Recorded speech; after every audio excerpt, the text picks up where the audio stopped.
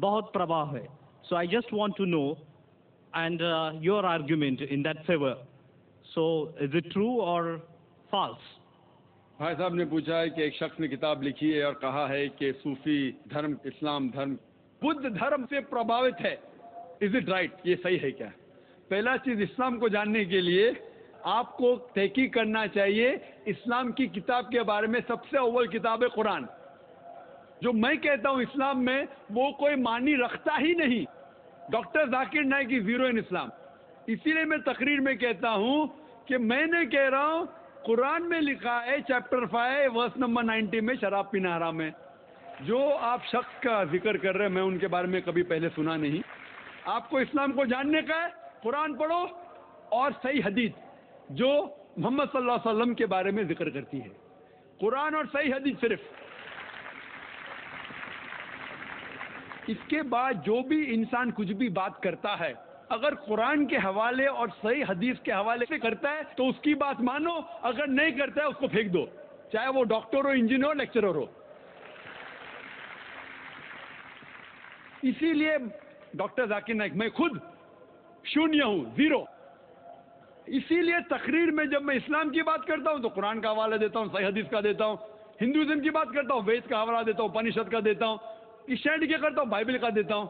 جو آپ ذکر کر رہے جو کتاب کا میں کبھی پہلے سنا نہیں ہوں، لیکن اس بات کو میں مانتا ہوں. یہ کہتا ہوں کہ بدھ دھرم اور اسلام میں یکسانیت ہے، لیکن میں یہ کہنا چاہتا ہوں اسلام مذہب نیا مذہب نہیں ہے، بدھ دھرم سے پہلے آ چکا ہے.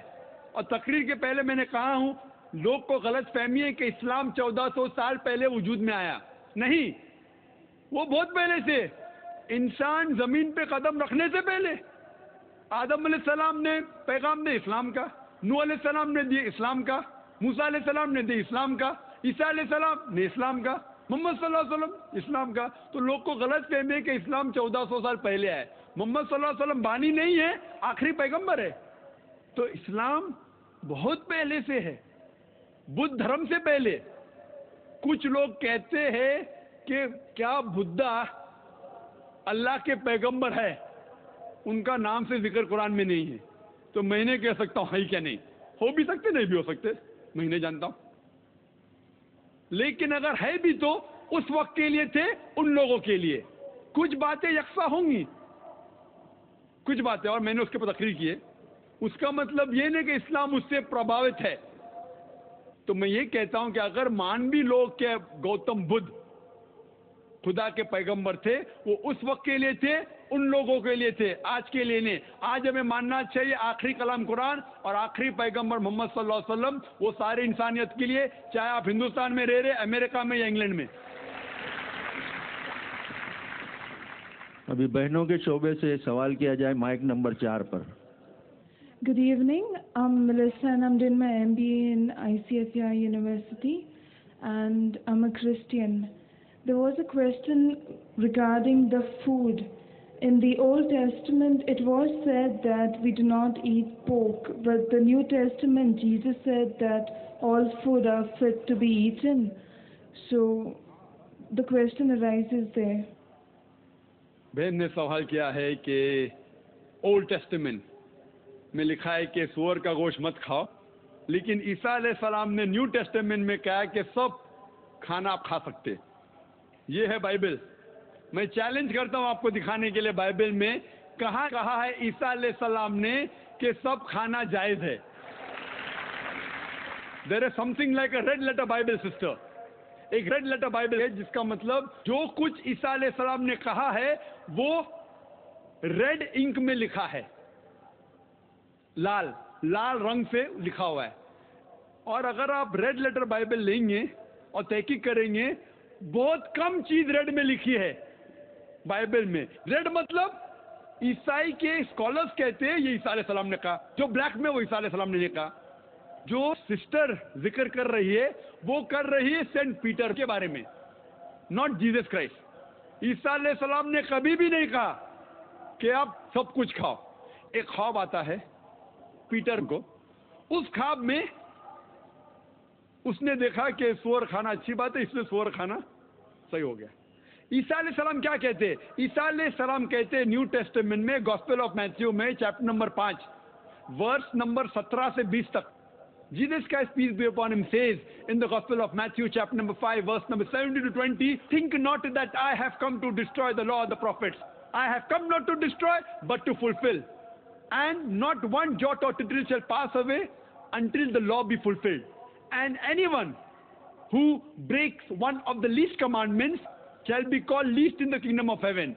And whosoever shall keep the commandment and teach men to do so shall be called great in the kingdom of heaven. Unless your righteousness exceeds the righteousness of the scribes and the Pharisees, in no way shall you enter the kingdom of heaven. Sister, this is a verbatim quotation from the Gospel of Matthew, chapter number 5, verse number 17 to 20 of King James Version.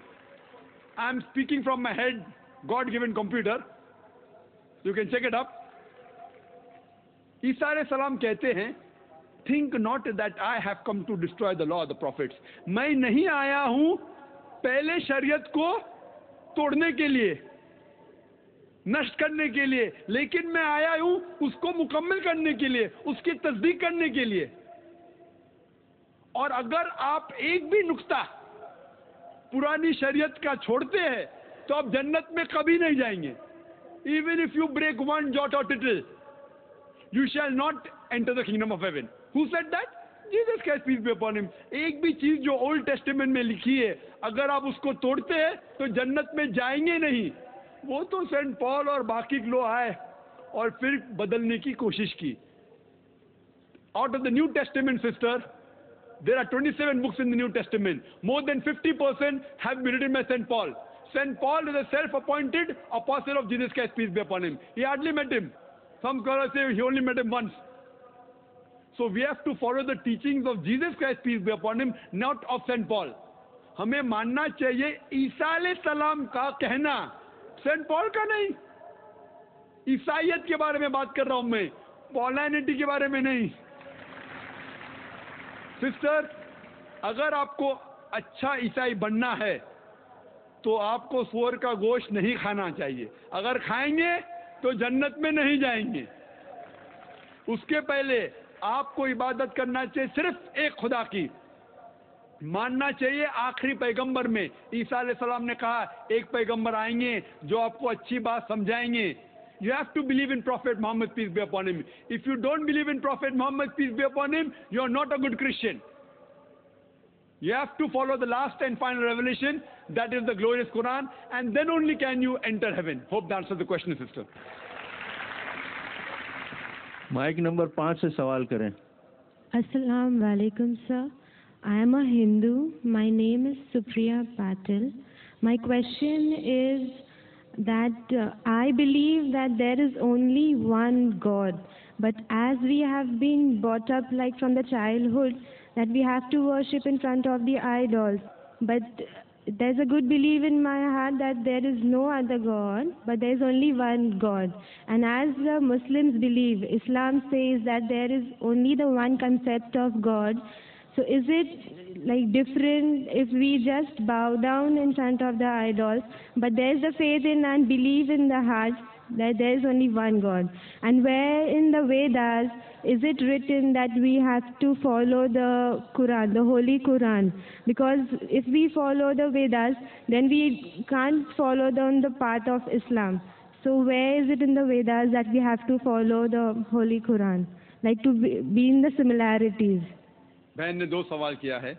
پہلا سوال کہ وہ مانتی ہے کہ خدا ایک ہے, لیکن وہ دل میں مانتی ایک, لیکن کرتی ہے سجدہ مورتی کو. تو کیا یہ جائز ہے؟ میں کہوں گا میرے والد سے, میں آپ کو والد مانتا ہوں, ٹھیک ہے, لیکن دوسرے آدمی کو بولتا ہے تو میرا پتا ہے. دوسری عورت کو کہتا ہوں کہ تو میری والدہ ہے, تو میری ماتا ہے, اور میری ماتا کو میں پوچھتا بھی نہیں ہوں, اس کے منہ دیکھتا بھی نہیں ہوں, تو کیا میری ماتا مجھ سے خوش رہیں گی؟ اگر آپ مانتے ایک خدا تو صحیح خدا کی عبادت کرو, صحیح خدا کو سجدہ کرو. غلط خدا کی عبادت کرنا شرک ہے. قرآن میں لکھا ہے سورہ نساء سورہ نمبر 4 آیت نمبر 48 اور سورہ نساء سورہ نمبر 4 آیت نمبر 116 میں لکھا ہے کہ اللہ تعالیٰ چاہے تو کوئی بھی گناہ معاف کر سکتا ہے, لیکن شرک کبھی بھی نہیں معاف کرے گا.